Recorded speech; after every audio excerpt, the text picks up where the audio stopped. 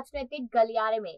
आज के इस खास प्रोग्राम में हम बात करें झारखंड की सियासत को लेकर, क्योंकि अगर देखा जाए देश में तो एक ऐसा राज्य नहीं है जहां पर सियासत गर्माती नजर ना आ रही हो। क्यों? क्योंकि सारी जगहों पे चुनाव आने वाले हैं। सारे लोगों की नजर है 2024 के चुनावों में कि पहले विधानसभा जीते और उसके बाद लोकसभा में अपनी सीटें हासिल करें। सबकी नजर है कि प्रधानमंत्री हमें ही बनना है। तो कहीं ना कहीं इन सारे मामलों को लेकर झारखंड भी अब कहीं ना कहीं पिसता नजर आ रहा है। बात हम यहाँ पर हेमंत सोरेन को लेकर कर रहे हैं। उनके इस्तीफे की मांग लगातार उठती जा रही है। आखिरकार क्यों? क्या वो इस्तीफा दे देंगे? अगर इस्तीफा देते हैं तो क्या झारखंड में बीजेपी पार्टी से इनमारी करती नजर आएगी? इन सारे सवालों का जवाब देने के लिए आज हमारे साथ शाहजेब यहाँ पर मौजूद है, तो स्वागत है आपका। लगातार हम यहाँ पर देख रहे हैं कि किस तरीके से झारखंड में बार बार मांग की जा रही है कि हेमंत सोरेन यहाँ पर इस्तीफा दे। ये लगातार मांग उठ रही है। कहा जा रहा है कि हफ्ते भर में राज्यपाल का यहाँ पर फैसला आ जाएगा। तो क्या लगता है, सबसे पहला सवाल मेरा यही है कि क्या राज्यपाल का फैसला ये डिसाइड कर देगा कि यहाँ पर सत्ता में रहना है हेमंत सोरेन को या फिर नहीं रहना है? देखिए, झारखंड की अगर सियासत की बात करें तो वहां पर सबसे बड़ी चुनौती जो थी हेमंत सोरेन के लिए, जिसने ओवापो की स्थिति वहां पर बना करके रखी थी, वो था कि क्या उनके विधायकों के साथ बाड़बंदी करने के लिए, जो हॉर्स ट्रेडिंग से बचाने के लिए जो बाड़बंदी उन्होंने की थी, कि मेरे विधायकों के साथ खरीद फरोख्त ना हो जाए। सबसे बड़ा डर उन्हें यही था, क्योंकि इससे पूर्व में भी उन्हें चुनौतियां मिलती रही थी कांग्रेस के तमाम विधायकों से, क्योंकि सरकार के आंकड़ों को अगर देखेंगे तो वहां पर मात्र 11 विधायकों का अंतर है और भाजपा सरकार बना सकती है। तो इसी कारण से जो है वहां पर हेमंत सोरेन ने सबसे पहले अपना विश्वास मत पेश कर दिया बिना अविश्वास प्रस्ताव के। सबसे बड़ी बात तो यह है कि दिल्ली के अरविंद केजरीवाल के तर्ज पर उन्होंने बिना अविश्वास प्रस्ताव के अपना विश्वास मत पेश कर दिया और वहां पर अब वो मजबूत हो गए। अगर हेमंत सोरेन की ऐसी स्थिति, देखिए स्थिति ये आएगी नहीं कि उन्हें इस्तीफा देना पड़े। अगर उनकी सदस्यता रद्द हो जाती है तो उसके बाद उन्हें 6 महीने का समय जो मिलेगा उसमें वो फिर से जीत करके किसी ना किसी विधानसभा सीट से आके मुख्यमंत्री बन जाएंगे। लेकिन यहाँ पर अगर ऐसी स्थिति उत्पन्न होती है कि उनसे इस्तीफे की मांग अगर की जाए तो इस्तीफे को लेकर के जो है वहां पर अगर वो दे देते इस्तीफा, तो कई ऐसे करीबी नेता है, जैसे चंपई सोरेन है परिवहन मंत्री, उसके बाद फिर उनकी पत्नी है कल्पना सोरेन, उनके पिताजी है शिबू सोरेन, तो कई ऐसे करीबी नेता है जिन पर वो मुख्यमंत्री बनाकर उन पे भरोसा कर सकते हैं। लेकिन चाबी हेमंत सोरेन अपने ही हाथ में रखेंगे। और देखिए, अगर राज्यपाल का यहाँ पर जिस तरीके से लगातार 1 महीने से यही सुनने को मिल रहा है कि आज आएगा फैसला, कल आएगा फैसला,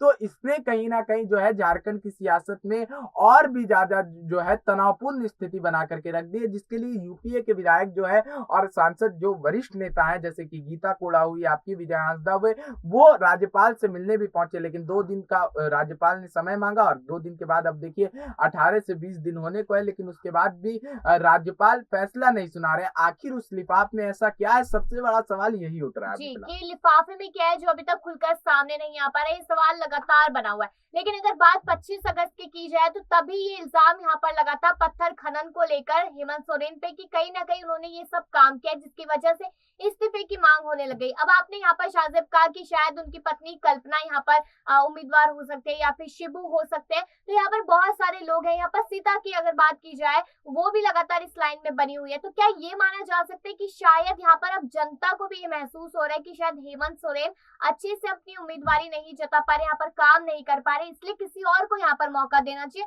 और मेरा दूसरा सवाल ये भी है कि यहाँ पर एकदम से बदलाव जो देखने को मिला, क्या माना जा सकता है कि बीजेपी की सोची समझी साजिश है जो अभी तक सामने खुलकर नहीं आ पा रही है? जी देखिए, सबसे पहले अगर झारखंड की बात करें तो वहां पर आपने कहा सीता सोरेन जैसे तमाम विधायक, देखिए हेमंत सोरेन जिस मामले में फंसे हैं, सबसे पहले उसको समझना होगा ऑफिस ऑफ प्रॉफिट उनके और उनके भाई पर ऐसा आरोप लगा है कि सरकारी रसूख का इस्तेमाल करके उन्होंने जो है जमीन की 6 डेसिमल जमीन का मामला है, जिस पर हेमंत सोरेन ने बयान भी दिया था कि एक मुख्यमंत्री 6 डेसिमल जमीन के लिए आखिर क्यों घोटाला करेगा। तो ये बात सही है, लेकिन इसको जो है वहां पर राजनीतिक मुद्दा बना करके जो है इस मामले को कोर्ट तक जो है भाजपा ने कहीं ना कहीं इसलिए घसीटा था।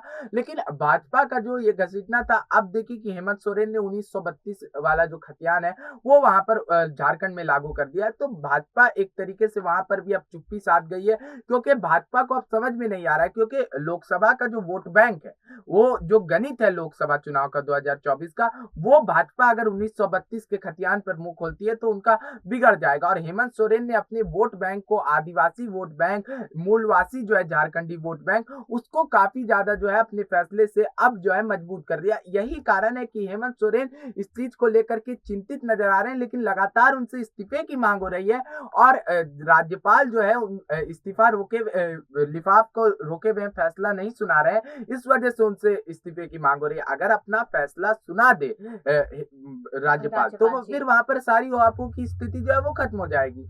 देखिए, अभी तक हमने यही बात की कि यहाँ पर लिफाफा बंद है, यहाँ पर इस्तीफे की मांग हो रही है, परिवार में से कोई उम्मीदवार बन सकता है, लेकिन यहाँ पर कहीं ना कहीं अभी बीच में राष्ट्रपति द्रौपदी मुर्मू जी का भी नाम यहाँ पर आया था कि शायद उनका कोई फैसला या फिर इस तरीके की बात सामने आई थी। अब यहाँ पर ये बात सामने आई हेमंत सोरेन की तरफ से कि अगर राज्यपाल समय रहते अपना फैसला नहीं देते तो वो सुप्रीम कोर्ट का दरवाजा खटखटाएंगे, ये बात यहाँ सामने आई थी। तो क्या लगता है कि सुप्रीम कोर्ट तक ये मामला जाएगा जो प्रॉफिट वाला है, और साथ ही साथ उसके बाद क्या राष्ट्रपति तक ये मामला जाएगा? तो क्या राष्ट्रपति यहाँ पर एक आदिवासी महिला होने के तौर पर, झारखंड से होने के तौर पर, क्या हेमंत सोरेन की मदद करती नजर आएगी? देखिए, ऑफिस ऑफ प्रॉफिट का जो ये मामला है, इस पर पहले ही जो है हाई कोर्ट ने अपना जो है फैसला सुना चुकी है और उसके बाद इलेक्शन कमीशन ने भी अपना फैसला सुना दिया। देखिए, ये कहीं ना कहीं जो है षड्यंत्र के तहत जो है कि हेमंत सरकार को है सुप्रीम कोर्ट और कोर्ट के चक्करों में फंसा दिया जाए, उसके बाद सरकार की जो स्थिति है वो डामाडोल हो जाए झारखंड में, और कहीं ना कहीं